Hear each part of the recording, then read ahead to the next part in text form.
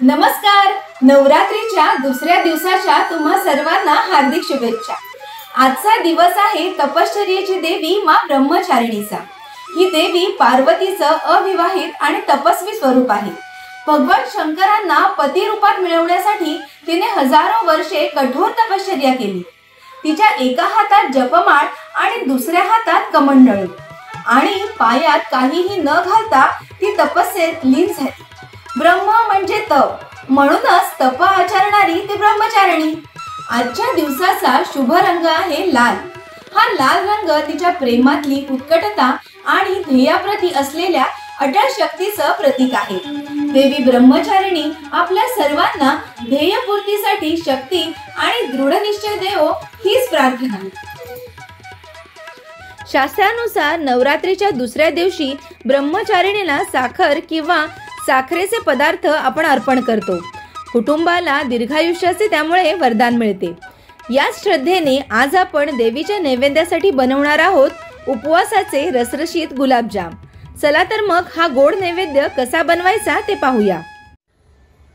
उपवासाचे मावा गुलाबजाम बनवण्यासाठी इथे मी पाव किलो मावा एका भांड्यामध्ये घेतलेला आहे. गुलाबजामच्या बाइंडिंगसाठी ते फुटू नयेत म्हणून मी साबुदाण्याचं पीठ वापरते.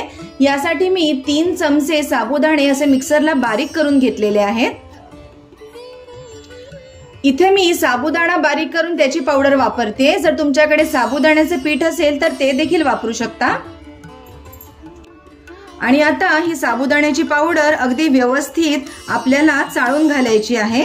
जराही यामध्ये जाडसर तुकडा आपल्याला घ्यायचा नाहीये. हे पहा, अशी व्यवस्थित ही चाळायची आहे. आता बघा, हा जाडसर भाग ह्याच्यामध्ये राहिलेला आहे. हा जाडसर भाग आपल्याला घ्यायचा नाहीये.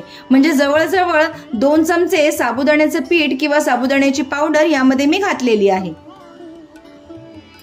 आता हे आपल्याला व्यवस्थित अगदी मळून घ्यायचं आहे. जास्त आपल्याला यामध्ये साबुदाण्याची पावडर किंवा पीठ घालायचं नाहीये. जर जास्त घातलं तर हे जे गुलाबजाम आहेत ते कडक होऊन जातील. हे पहा, हे आता व्यवस्थित असं मळून घ्यायचं आहे.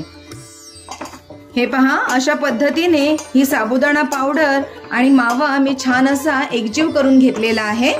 आणि आता हा जो मावा आहे हा आपल्याला असाच 20 ते 25 मिनिटं झाकून ठेवायचा आहे. कारण आपण यामध्ये साबुदाण्याची पावडर घातलेली आहे. ती फुलायला थोडा वेळ लागतो. त्यामुळे आता हे 20 ते 25 मिनिटं असंच झाकून ठेवूया. आता आपण साखरेचा पाक बनवून घेऊया. त्यासाठी इथे मी एका भांड्यामध्ये अर्धा किलो साखर घेतलेली आहे आणि साखर बुडून थोडं वर पाणी राहील एवढं पाणी मी घालत आहे. गुलाबजामसाठी आपल्याला एकतारी पाक करायचा नाहीये. थोडासा चिकट असा पाक झाला की आपल्याला गॅस बंद करायचंय. आता साखर व्यवस्थित विरघळून देऊया. या पाकात आता थोडंसं केसर घालूया आणि थोडीशी वेलची पावडर घालूया आणि आता व्यवस्थित हे सगळं एकत्र उकळवूया. हे पहा, आपला साखरेचा पाक हा बनवून तयार आहे. एकतारी पाक आपल्याला करायचा नाहीये. साखर विरघळून थोडासा हा पाक घट्ट झाला की आता आपल्याला गॅस बंद करायचा आहे. हे पहा, 20 ते 25 मिनिटं झालेली आहेत आणि आता हे पीठ पण छान मुरलेलं आहे. अगोदर ही जास्त ओलं होतं, पण आता साबुदाणा छान फुलल्यामुळे याची कन्सिस्टन्सी आता प्रॉपर झालेली आहे. आता गुलाबजाम बनवण्यासाठी आपण गोळे करून घेऊया. जास्त मोठेही नाही आणि जास्त लहानही नाही असे गोळे करायचे.